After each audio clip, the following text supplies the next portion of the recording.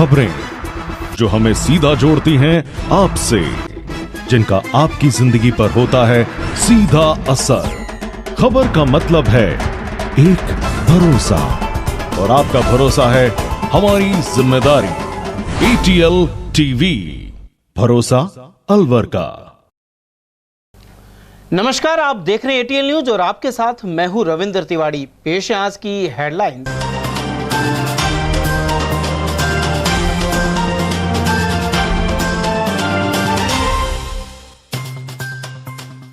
मतदान से 2 दिन पहले रामनवमी पर निकली भगवा रैली। अयोध्या मंदिर निर्माण के बाद प्रथम रामनवमी पर मना उत्सव। पाला बदल और रूठों को मनाने से प्रमुख दलों ने खुद को मजबूती देने का किया प्रयास। कई बागी छत्रप्पे आए साथ साथ। 19 अप्रैल को होने वाले चुनाव से पूर्व थमा प्रचार का शोर। वहीं उपसर्कसपा पेड़ को रक्षा सूत्र बांध मतदान जरूर करने का लिया संकल्प। और चुनाव आयोग अधिकारी के चालक पर हमला कर किया घायल। अकबरपुर क्षेत्र में हुई घटना। और अब खबरें विस्तार से। लोकसभा चुनाव के लिए मतदान से 2 दिन पहले इस बार रामनवमी थी और सर्व हिंदू समाज की ओर से बुधवार को अलवर शहर में श्री राम रथ यात्रा निकाली गई। इस दौरान शहर भगवा रंग में रंगा नजर आया। विश्व हिंदू परिषद सहित सर्व हिंदू समाज ने रामनवमी पर बुधवार को भगवा यात्रा निकाली। इसमें शामिल पदाधिकारियों ने कहा कि 500 सालों के बाद अयोध्या में भगवान राम अपने मंदिर में स्थापित हुए हैं। इसका उत्सव मन रहा है। वहीं वन मंत्री संजय शर्मा का कहना था कि पूरा देश भगवा रंग में है। वहीं प्रधानमंत्री नरेंद्र मोदी को बड़ा जनमत मिलेगा। उधर विहिप के जिलाध्यक्ष दिलीप मोदी के अनुसार भगवा रंग में 5100 यात्री ध्वज लेकर निकले। सैकड़ों बाइक और कार भी यात्रा में शामिल हुई। यह यात्रा कृषि उपज मंडी से शुरू होकर Bhagat Singh circle, road number 2, घंटाघर होप सर्कल और बस स्टैंड होते हुए कंपनी बाग तक पहुंची। यहां प्रसाद वितरण किया गया। उधर विश्व हिंदू परिषद से जुड़े सुभाष अग्रवाल ने बताया कि अयोध्या में श्री राम लला के विराजमान होने के बाद यह पहली रामनवमी है। इस उपलक्ष्य में श्री राम रथ यात्रा निकालने का निर्णय किया गया था। यात्रा में अयोध्या में बने राम मंदिर की झांकी भी शामिल रही। गौरतलब है कि श्री राम भक्त यात्रा हर साल रामनवमी पर निकलती है, लेकिन इस बार की यात्रा मतदान के 2 दिन पहले है और ऐसे में राम भक्तों की जुबा पर श्री राम के नाम के साथ मोदी का भी नाम रहा। साथ ही लोकसभा चुनाव में मोदी को 400 पार करने की बात कहते रहे। आज रामनवमी के पावन पर्व पर रामलला के विराजमान होने के बाद प्रथम बार रामनवमी जो है, इस पर हम एक ध्वज यात्रा का शुभारंभ कर रहे हैं, जिसके अंतर्गत मंडी मोड़ से ध्वज यात्रा 5100 ध्वज लेकर चलेंगे। इसमें लगभग 2500 मोटरसाइकिल रहने वाली हैं और 200 से 250 हमारे 4 व्हीलर रहेंगे। और इसके अंदर रानी लक्ष्मीबाई मार्शल अकेडमी है, जो उसकी जो बच्चियां हैं, जो महिलाएं हैं, वो अपना कर्तव्य दिखाते इसके अंदर चलेंगी। वो एक एकदम अलग तरीके का हमको देखने को मिलेगा। पट्टेबाज इसमें आए हुए हैं रामगढ़ से, वो पट्टेबाजी करेंगे। इसके अलावा भारत माता की झांकी है, रामलला की बिल्कुल एकदम हमने पूरा प्रयास किया है कि उनकी तरह की झांकी हम यहाँ पे लेके चलें। ये रामनवमी जो है भगवान के अयोध्या धाम में विराजमान होने की प्रथम रामनवमी है। इस उपलक्ष्य में सर्व हिंदू समाज ने एक रैली का कार्यक्रम रखा है। ये रैली बिल्कुल तैयारी में है और बिल्कुल शुरू होने वाली है। ये शिव मंदिर कृषि उपज मंडी से रवाना होकर अगसन सर्किल, भगत सिंह सर्किल, काशीराम चौराया, घंटाघर, आपका भगवान भला करे, उसके बाद हॉप सर्कस और हॉप सर्कस से भैया बाजार, त्रिपोलिया बाजार, विवेकानंद चौक, बस स्टैंड होती हुई कंपनी बाग आएगी। वहाँ पे उसका विसर्जन होगा और उसके बाद में प्रसादी होगी। कुल मिलाकर अयोध्या में रामलला विराजमान होने के बाद यह पहली रामनवमी थी और लोकसभा चुनाव से पूर्व आए इस पर्व पर निकली भगवा यात्रा से कहीं ना कहीं भाजपा के पक्ष में माहौल बनाने का कार्य भी किया गया है। देखिए, आज बहुत ही खुशी का विषय है कि हमारे 500 सालों के बाद में रामलला अपने घर, अपने मंदिर में जन्मदिन मना रहे हैं। तो उसी खुशी के अवसर पे पूरा हिंदू समाज आज बहुत उत्साहित है और आज ये राम रथ यात्रा का आयोजन किया जा रहा है, जो कि हर वर्ष किया जाता है, लेकिन इस बार विशेष इसीलिए क्योंकि 500 वर्षों के बाद हमारे रामलला अपने घर में विराजमान होकर जन्मदिन मना रहे हैं और पूरा हिंदू समाज इसमें बढ़ चढ़ के भाग ले रहा है। कि हमारा 500 साल पुराना मंदिर जो है रामलला का बन गया है। रामलला अपने घर वापिस आ गए हैं। हम लोगों को बहुत खुशी है, इसलिए हम इस बार रामनवमी बड़े धूमधाम से मनाएंगे और सनातन धर्म की जीत हुई है। बहुत ज़्यादा उत्साह है, क्योंकि ये पर्व जो है 550 साल बाद हमें जो जीत मिली है, राम जी का जो मंदिर बना वो हमारे मोदी जी ने बनाया है, तो हमारे अंदर बहुत उत्साह है। भगवान श्री राम के जन्म उत्सव पर अलवर शहर में ये भगवा रैली आज पूरे भव्यता के साथ वहाँ से कृषि उपज मंडी से निकलकर पूरे बाजारों से होती हुई ये आज कंपनी बाग समापन होगा। मंगल पड़ने में प्रसाद का वितरण होगा। आज पूरा अलवर शहर भगवा में हुआ है। जो प्रभु श्री राम की प्राण प्रतिष्ठा 22 जनवरी को हमारे देश के यशस्वी प्रधानमंत्री आदरणीय नरेंद्र मोदी जी ने 22 जनवरी को भगवान श्री राम को अयोध्या में प्राण प्रतिष्ठा कर पूरे देश को आज ये एक बहुत बड़ी सौगात जो दी थी, उसमें आज भगवान श्री राम का जन्म उत्सव भव्य शोभत है। आज पूरा शहर एक भगवा में हुआ पड़ा है। भगवान श्री राम के जयकारों सर। और वहीं अयोध्या में रामनवमी पर उस समय अद्भुत दृश्य उत्पन्न हुआ जब सूर्य की किरणों से रामलला का सूर्य तिलक हुआ। इस अनोखी छटा से सभी मंत्रमुग्ध हो गए। प्राण प्रतिष्ठा के बाद रामलला का यह पहला सूर्य तिलक है। वहीं 12 बजे अभिजीत मुहूर्त में 3 मिनट तक माथे पर नीली किरणें पड़ी। अलवर सहित राजस्थान में पहले चरण के लोकसभा चुनाव प्रचार का बुधवार को आखिरी दिन था। शाम 6 बजे के बाद प्रचार का शोरगुल थम गया। इसी के साथ रैलियां और सभाएं बंद हो गई हैं। अंतिम दिन बहुजन समाज पार्टी की सुप्रीमो मायावती ने भी सभा की। उधर भाजपा के लिए केंद्रीय गृह मंत्री अमित शाह और सीएम भजनलाल शर्मा सहित कांग्रेस के लिए राष्ट्रीय महासचिव प्रियंका गांधी ने दौरे किए थे।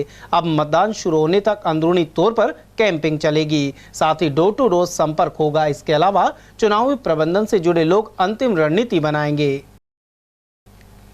और वहीं लोकसभा चुनाव के तहत आमजन को मतदान के प्रति जागरूक किया जा रहा है। जिला निर्वाचन अधिकारी आशीष गुप्ता और जिला परिषद सीईओ प्रतिभा वर्मा की मौजूदगी में होप सर्कस पर मंगलवार शाम पौधे को रक्षा सूत्र बांधा गया। साथ ही मतदान अवश्य करने की शपथ ली गई। इस दौरान भपंग वादन सहित सांस्कृतिक कार्यक्रमों का आयोजन भी किया गया। क्या बताती है कि कौन कौन वोट डालने जा रहा है, कौन जा रहे हैं। और जावे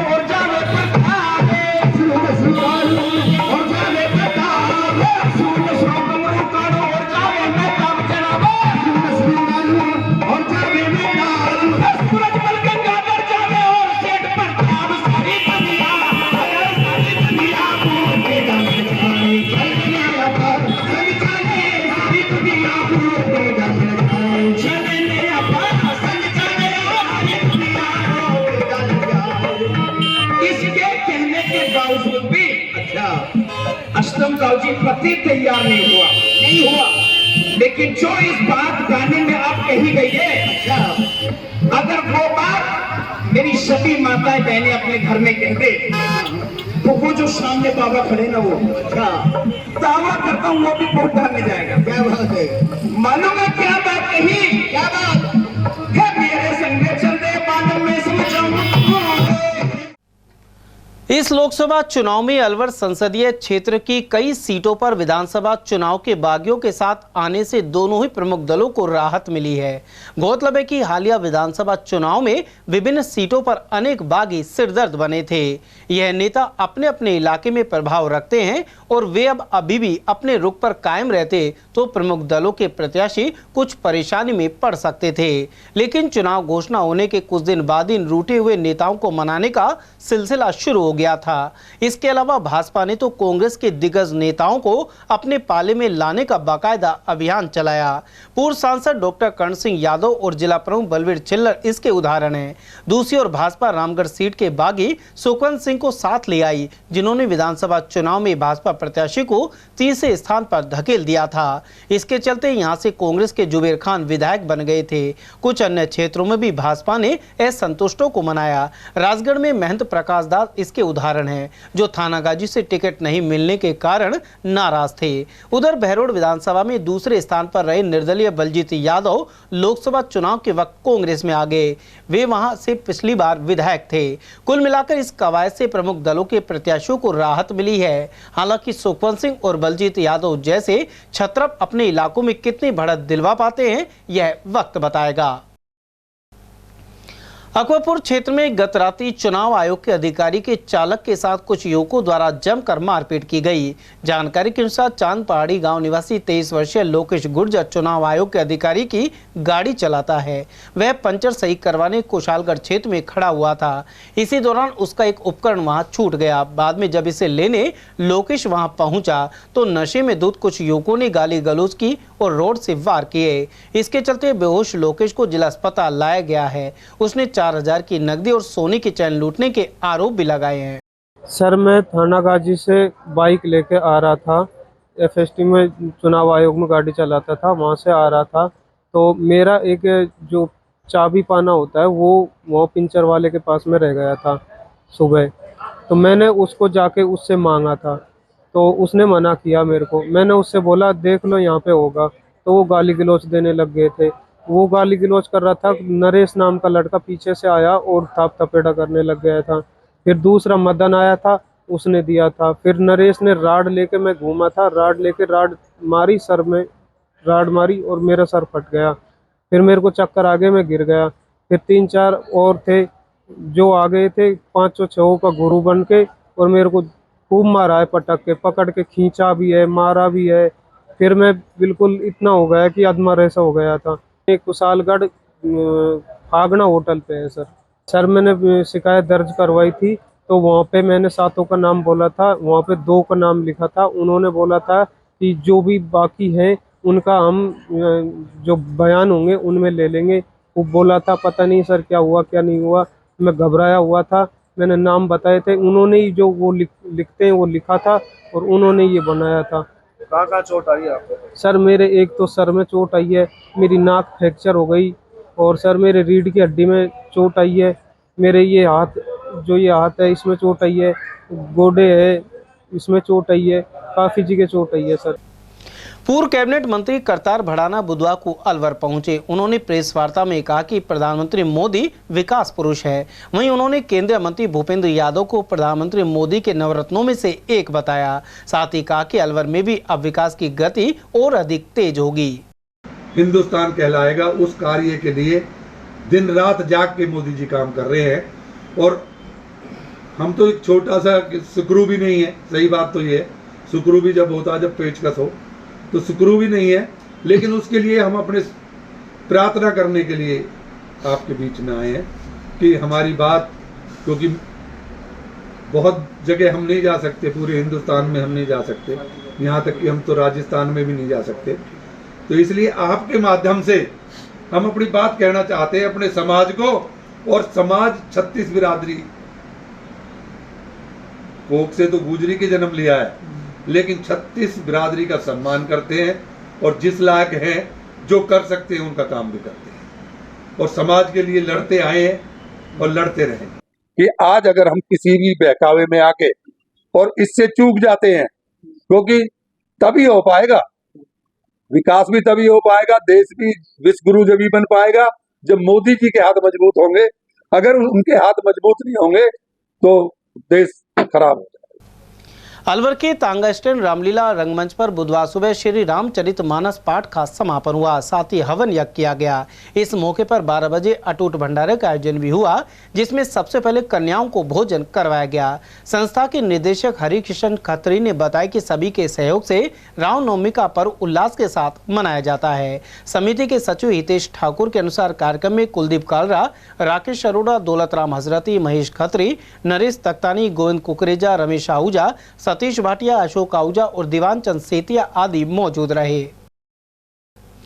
अलवर में इंदिरा गांधी स्टेडियम के समीप नवरात्रों के अवसर पर भंडारे का आयोजन किया गया। यहां हर साल भंडारा आयोजित किया जाता है।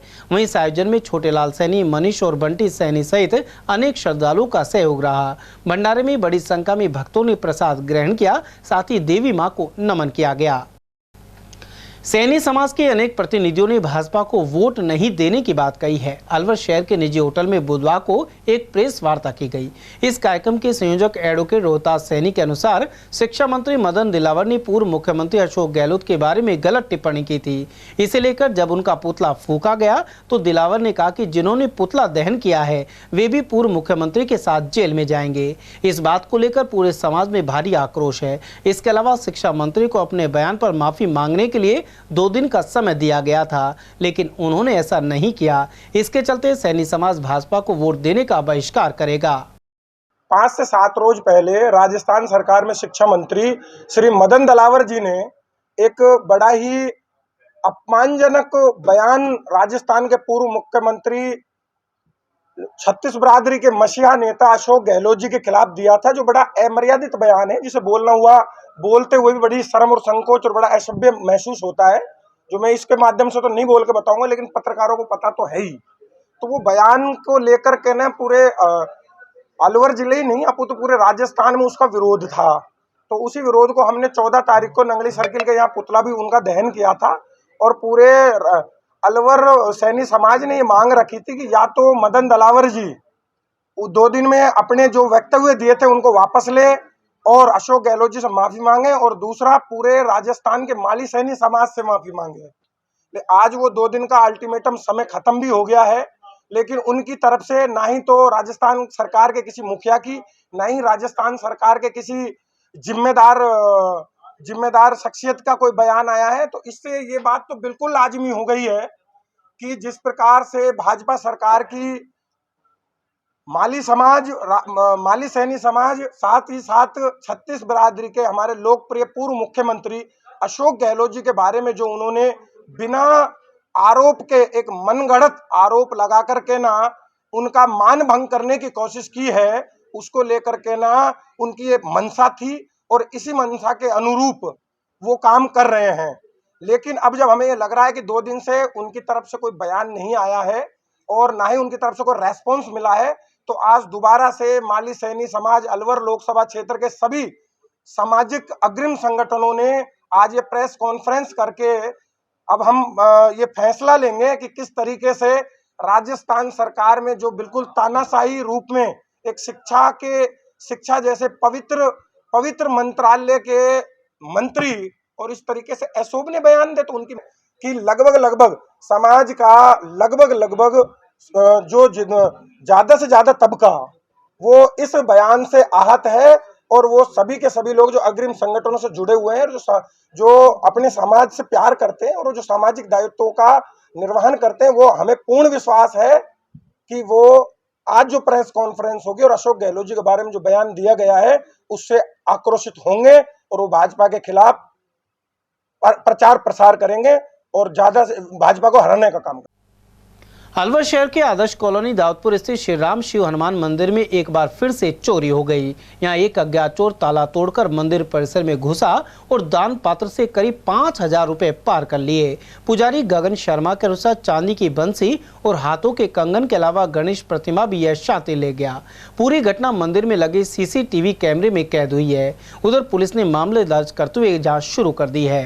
करीबन 5 बजे के आसपास आया था मंदिर आके मैंने देखा कि यहाँ की गुल्लक का ताला टूटा हुआ है, अंदर की अलमारियां खुली हुई है, छोटे से गणेश जी थे पीतल के वो भी गायब हैं, भगवान की बंसी गायब है, हाथ के यहाँ कंगन गायब हैं, जिसके अंदर सभी वो चले गया है। और यहाँ पे जो ये सारी वारदात है पूरी कैमरे के अंदर रिकॉर्ड हुई है, जिसमें आप यहाँ पे देख सकते हैं। और वो करीबन मंदिर के अंदर आधी से पौन घंटा के बीच रहा है। ये लगभग बात है रात को 1:15 बजे की, और 2 बजे वो यहाँ से निकला है।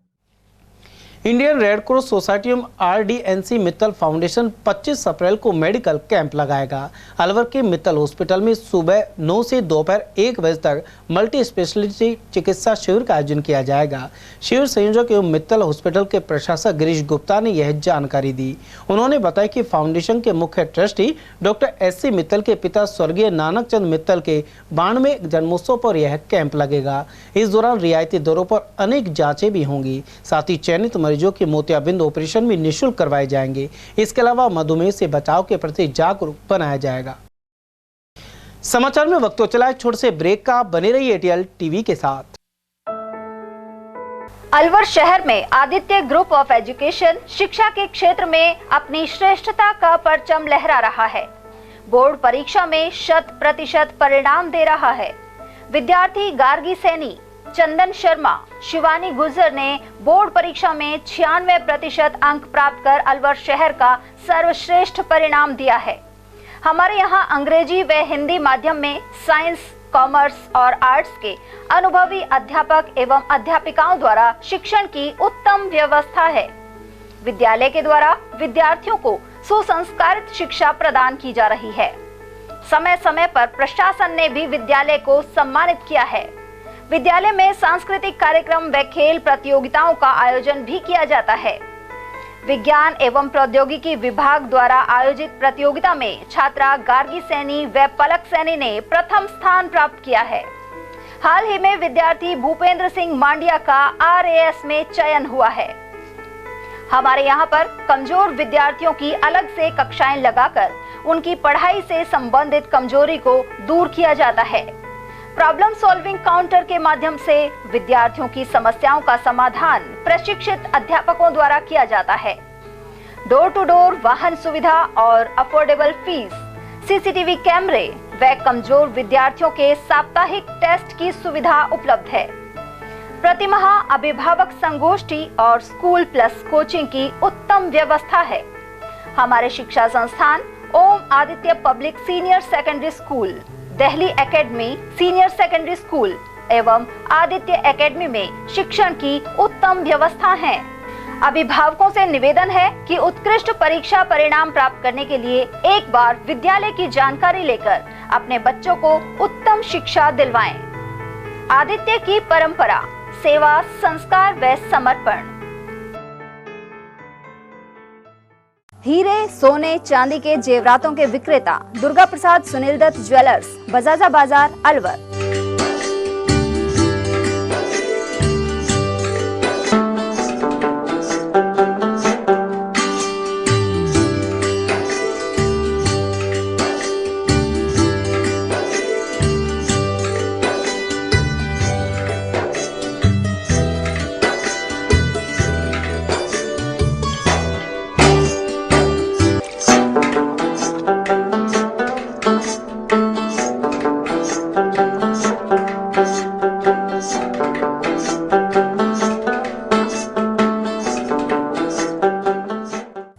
सोने चांदी के जेवरातों के विक्रेता दुर्गा प्रसाद सुनील दत्त ज्वेलर्स, बजाजा बाजार, Alwar.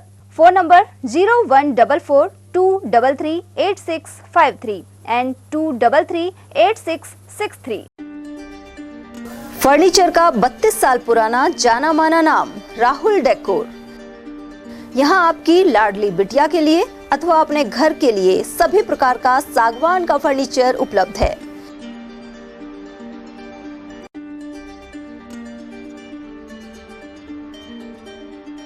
Double bed, dressing table, sofa set सागवान एवं कपड़े वाले तथा सेंटर टेबल, भट्टी कलर, स्टील अलमारी, ब्रांडेड एवं सॉफ्टी फोम के गद्दे आपकी नाप तोल से बनाए जाते हैं।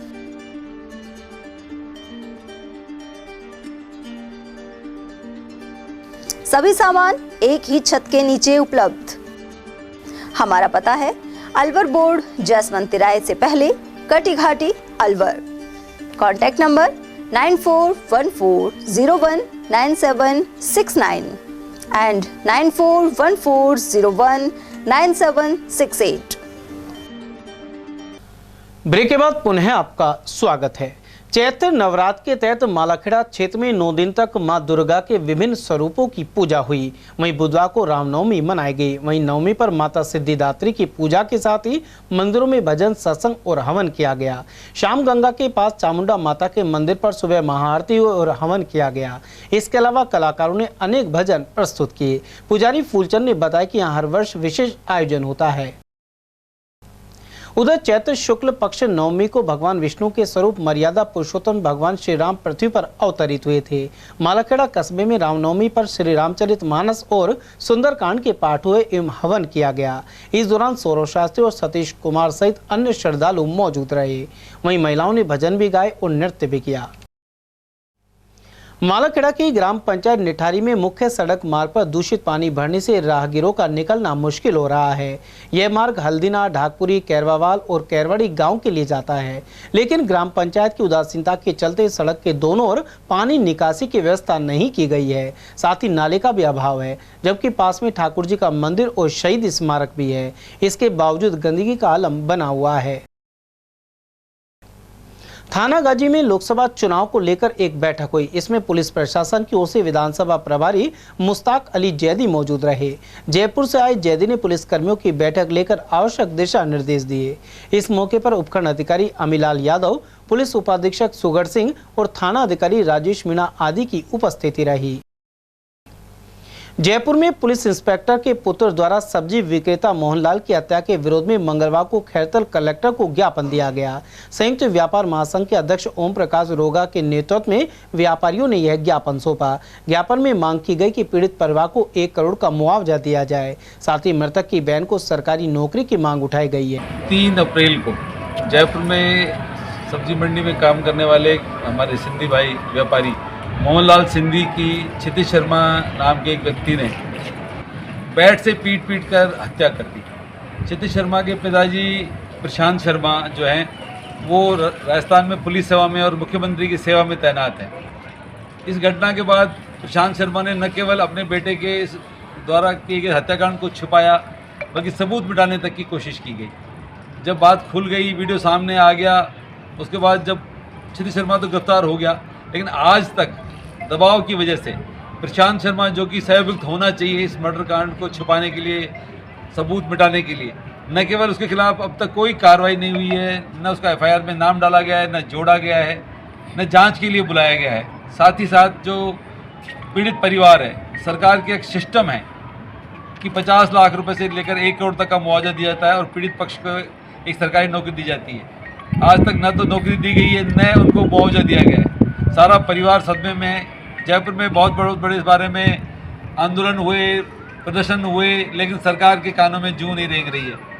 हम सब सिंधी लोग न केवल समाज की दृष्टि से बल्कि व्यापार की दृष्टि से भी बहुत संयमित लोग हैं और हम नहीं चाहते कि ऐसी कोई बात हो, लेकिन मजबूर होकर जब इतने दिन बाद भी कोई कार्रवाई नहीं हो रही है, तो मजबूर होकर हम सब सिंधी हम व्यापार महासंघ खैरतल और पूज्य सिंधी पंचायत जिला अलवर के बैनर के तले हम सब मिलकर भाई इस बारे में सीएम साहब के नाम से ज्ञापन देने कलेक्टर साहब को आए थे और अपनी व्यवस्था उनको बताई है। उन्होंने विश्वास दिलाया कि ये बात जल्दी ऊपर पहुंचा दी जाएगी।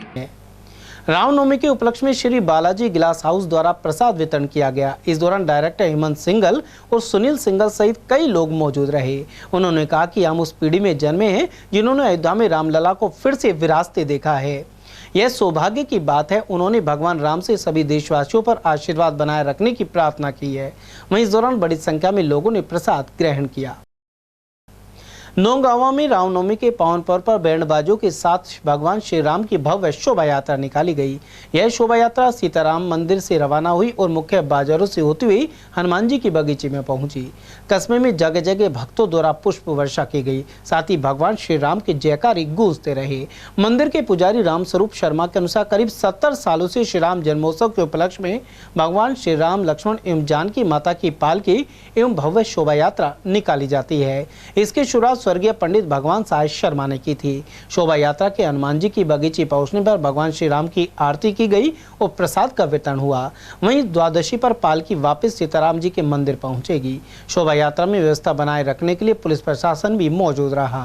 वहीं इस दौरान सनातन धर्म कमेटी अध्यक्ष नेमीचंद जांगेड़, ब्राह्मण समाज अध्यक्ष नवीन भारद्वाज, जयंत शर्मा, ओम प्रकाश शर्मा, मयंक भारद्वाज, पहला सोनी, प्रीतम सिंह, मुकुट गोयल और राजेंद्र सोनी आदि मौजूद रहे।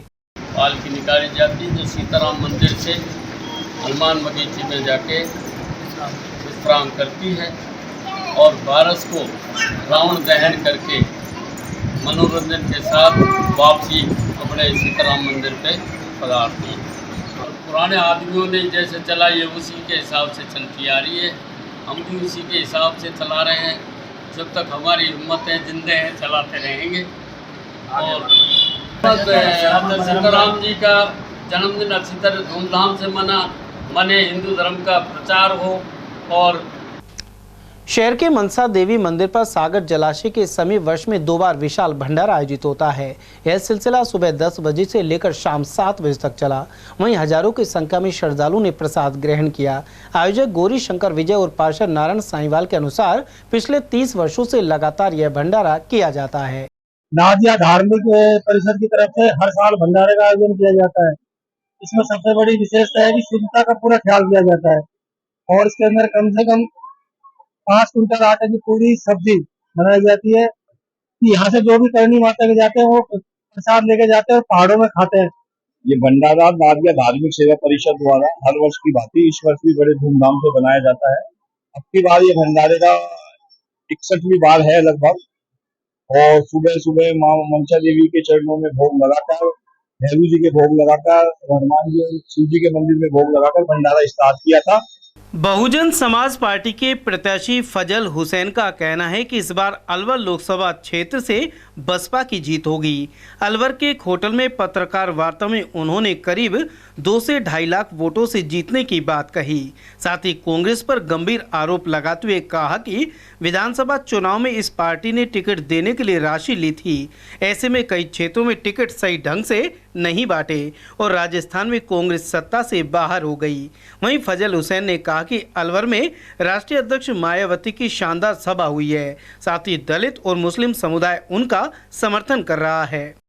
सिवाय पैसे के कोई और उसके पास कोई क्वालिफिकेशन नहीं थी और जो है ऊपर से लेके नीचे तक सिर्फ पैसे का खेल हुआ और हम जैसे जो लॉयल थे पार्टी के साथ थे, हमें जो है मजबूरन वो पार्टी छोड़नी पड़ी।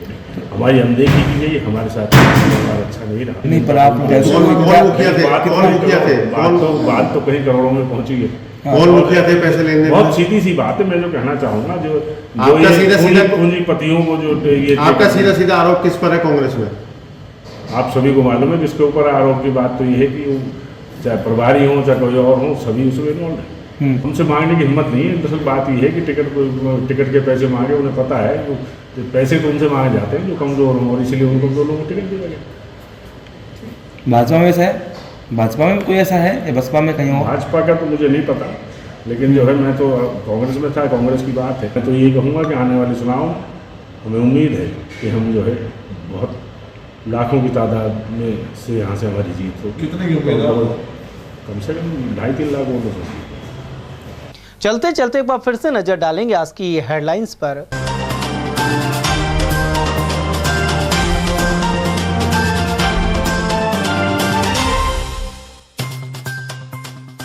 मतदान से 2 दिन पहले रामनवमी पर निकली भगवा रैली। अयोध्या मंदिर निर्माण के बाद प्रथम रामनवमी पर मना उत्सव। पाला बदल और रूठों को मनाने से प्रमुख दलों ने खुद को मजबूती देने का किया प्रयास। कई बागी छत्रप भी आए साथ साथ। 19 अप्रैल को होने वाले चुनाव से पूर्व थमा प्रचार का शोर। वहीं उप सर्कस पर पेड़ को रक्षा सूत्र बांध मतदान जरूर करने का लिया संकल्प। और चुनाव आयोग अधिकारी के चालक पर हमला कर किया घायल। अकबरपुर क्षेत्र में हुई घटना। समाचारों में आज के लिए बस इतना ही। दीजिए पूरी टीम के साथ रविंद्र तिवारी को इजाजत। नमस्कार।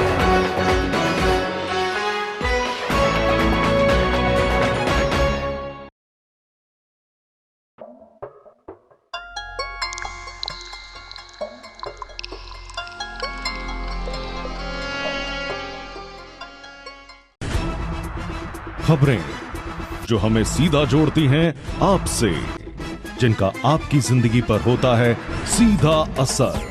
खबर का मतलब है एक भरोसा, और आपका भरोसा है हमारी जिम्मेदारी। ATL TV, भरोसा अलवर का।